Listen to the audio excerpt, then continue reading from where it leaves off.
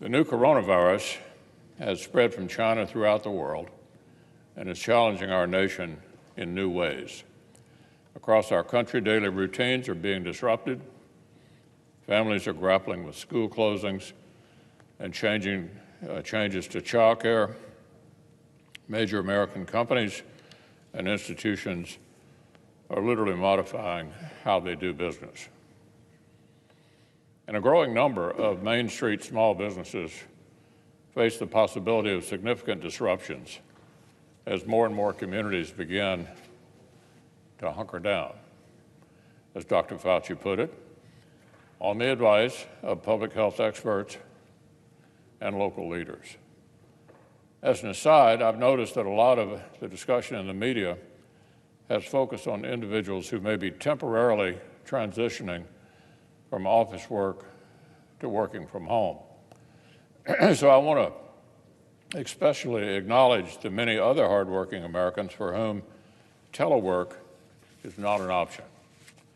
Now more than ever, we're reminded who really keeps this country running: the hardworking men and women who grow things, who make things, who drive trucks and move goods across the country, who mine coal or otherwise produce domestic energy and literally power our communities, who run the stores and shops we rely on, who serve our communities as police and first responders, and of course, especially the dedicated frontline healthcare professionals who work tirelessly to heal and protect all the rest of us. To all Americans, but most especially to those hardworking people whose efforts are going to get our country through this challenge, I have one message: the Senate stands with you.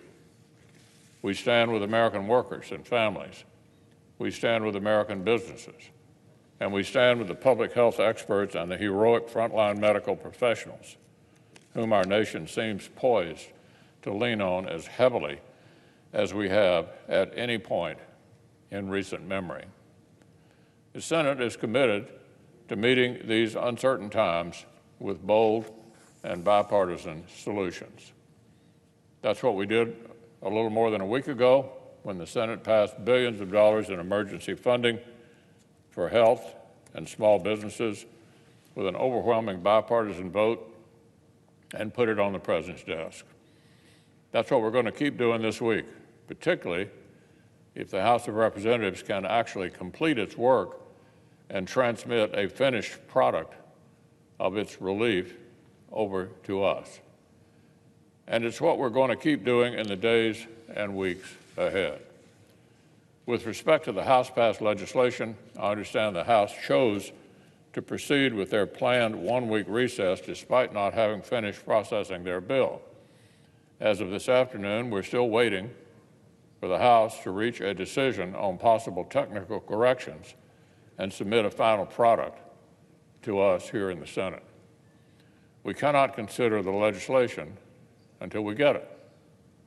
But I know that senators on both sides have spent the last several days carefully studying the House proposal, and I know that all of us are eager to act quickly to support American workers, families, and small businesses.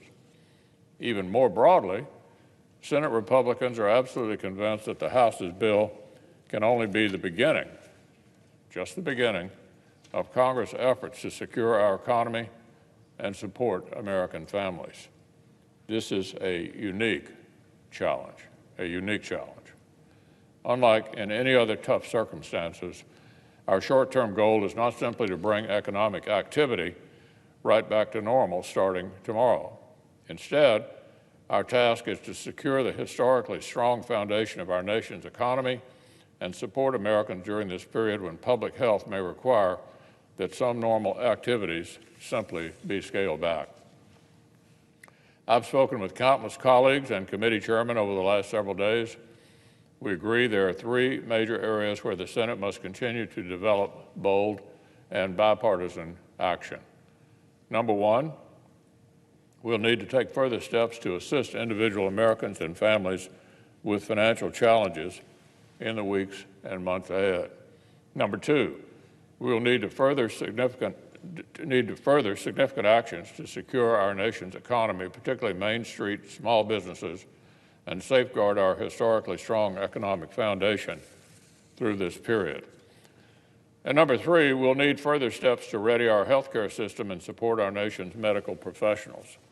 The Senate majority is already working toward next steps on all three of those fronts. I hope further bold action can be just as bipartisan and collaborative as the process by which we passed the first set of additional funds. We must work with each other in the bipartisan spirit this moment demands, and with the administration and the House to deliver results for our country.